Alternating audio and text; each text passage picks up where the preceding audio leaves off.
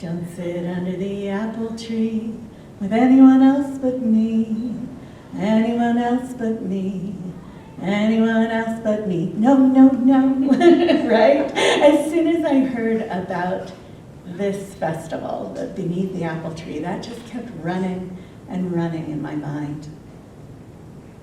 And it reminded me of Jack. Jack first saw the girl when he was about 11 years old. His dad had sent him out to the apple tree that was way down at the edge of the property, almost to the woods, to pick up windfall apples.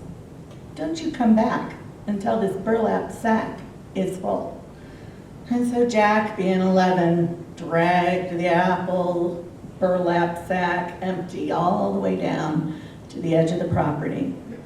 Now, he'd never ever seen anybody or anything really around that area. Even the birds always seemed to get quiet. But that day, while he was coming down the long path, he saw a flash of light, a flash of white. It must have been a deer. Oh, yeah, it had a deer shape, but it was all white. So he hurried up a little bit, picked up that bag and ran down to the apple tree, and by the time he got there, it was gone. So he started picking up apples. He was putting them in the sack, and he turned around, and there she was. He would swear she hadn't been there a minute ago. She was a little girl about his age, and she had long, dark hair, and she was stuffing apples into this burlap sack. She wore dungarees and a boy's check shirt. And he said, "Hey, what are you doing?" And she looked at him with the biggest brown eyes that he had ever seen, and they were sparkling with mischief when she said, "I'm picking up apples." Duh. Well, he thought that was pretty funny, actually, but he couldn't show it because she'd gotten the best of him. And so he wiggled a little bit and started picking up apples to fill up his own sack. And he said, "Well, who are you? What's your name? Who wants to know?" "I'm Jack." "You can call me Desi."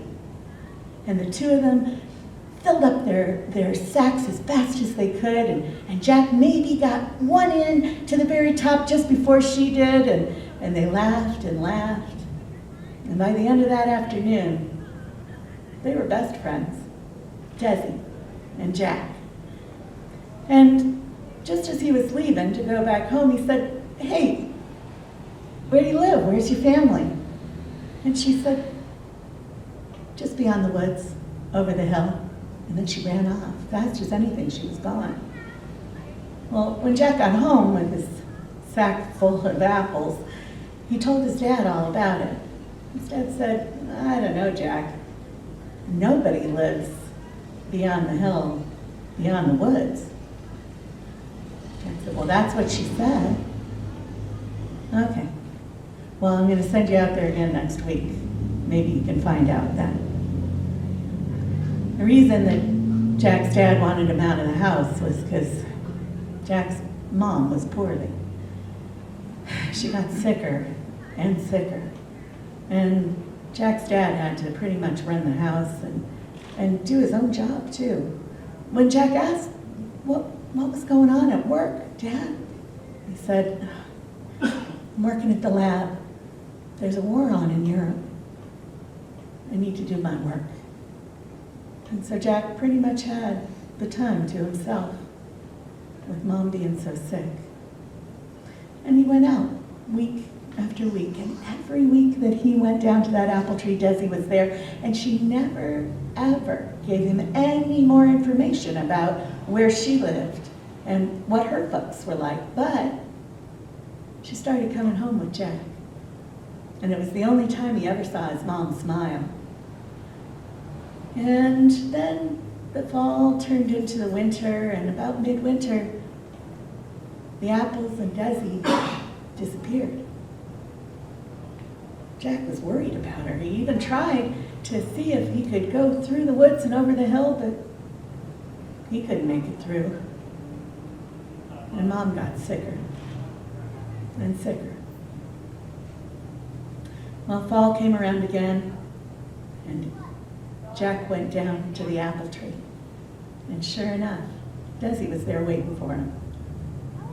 They got closer and closer, and she was always coming back with him, back into town, back to help him take care of his mom, back to take Jack out and have fun. And they did that. The year he turned 12, the year he turned 13, the year he turned 14, his mom took a really bad turn. Jack did go out to the apple tree, but a bushel of apples showed up on their porch every week. After Mom died, Dad didn't seem to come home at all. He spent all his time at the lab. He spent all his time working on the project. And then, when Jack was 17, the lab blew up. Jack went to the apple tree, and Desi found him. They talked and talked about what Jack would do. No mom, no dad, only 17. She took his mind off of all of those decisions. That year they spent more time together than they ever had before. They walked down Lover's Lane. They stopped at the record store and the bakery. But Desi always went back to her folks through the woods and over the hill at night. Jack tried to follow her once, but he didn't get very far. And then, well, the night before his 18th birthday, he signed up. He was going to go fight in that war his dad had worked so hard at the lab to contribute to. That war off in Europe that had come to their hometown. Lots of boys were signing up. Desi's mama had told her to stay away from men, stay away from man, stay away from especially the males. You might find one who's okay as a woman or a child, but the males, they don't believe in magic, so they don't believe in us, Mama said. They're killers at heart. They're hunters. You stay away from them. And Desi figured it was probably because she had met Jack when he was just a child that she hadn't realized that he'd come into her heart until they were already grown. At the night that Jack told her he was signing up to go off and kill, they had a terrible, terrible fight.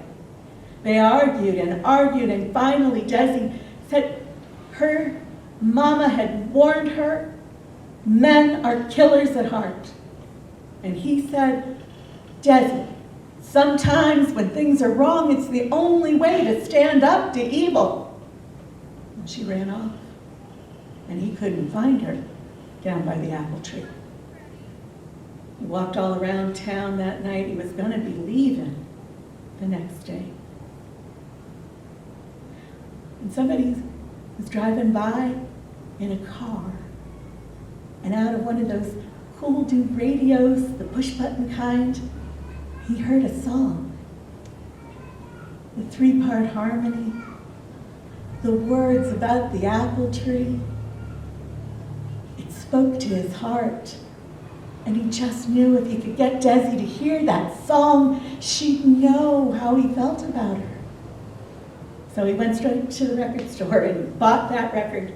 And he went back home and he got their old Victrola and he dragged it all the way down to the apple tree. And he cranked it up and he started to play the song. And Desi came out of the woods. And she heard that magic and those lyrics. And she understood how much Jack loved her and how much she loved him.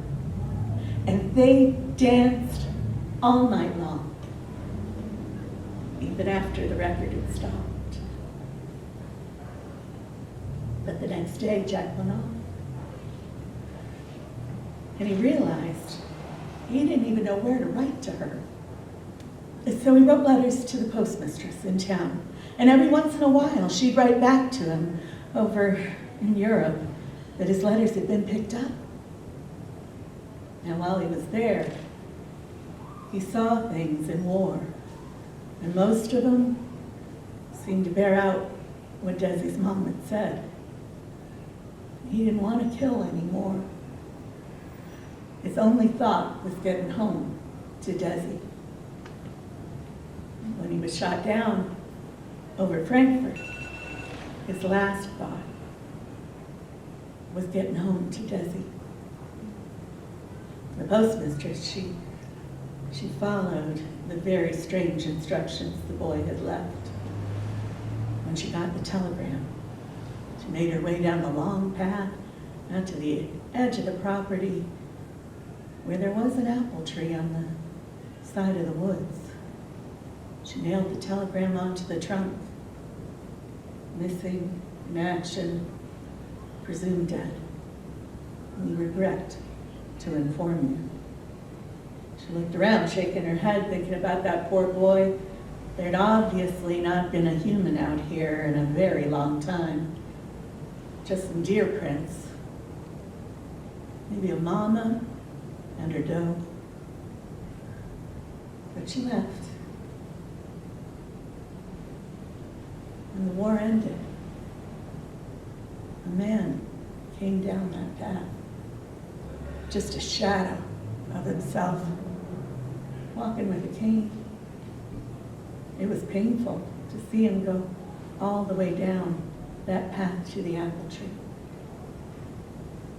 And he started to sing with what was left of his voice. Don't sit under the apple tree with anyone else but me. And a white doe came out of the woods. Anyone else but me. Anyone else but me. And her little yearling came out of the woods as well. And they laid their heads in his lap. And when the doe looked up at him with those big brown eyes, and he got to, till I come marching home, he wasn't even surprised at the transformation when he had Desi in his arms. You're home, and I'm never going anywhere again. And I'm never killing, ever again. But Desi, who's this? And she reached down and touched that little white yearling. And there he saw a little girl with blonde hair and hazel eyes like Jack's own. She said, I'm Lily, Papa. I'm so glad you're home. And he felt those little arms around his waist and he said, we're building a cottage right here, under the apple tree. And they did. And they lived there as a family, and they lived there the rest of Jack's life. And for years and years afterwards, Lily would gather the little fawns together, and she'd tell them the story of her mama and her papa, the man who wasn't a killer at heart. And she'd play the little Victrola. Don't sit under the apple tree with anyone else but me, anyone else but me, anyone else but me, no, no, no. Well, when I heard this story, I took it to heart, and I brought it to you. I was reminded of the Armenian saying, 3 apples fell from heaven. 1 for the storyteller, 1 for the listener, and 1 for the one who took it home.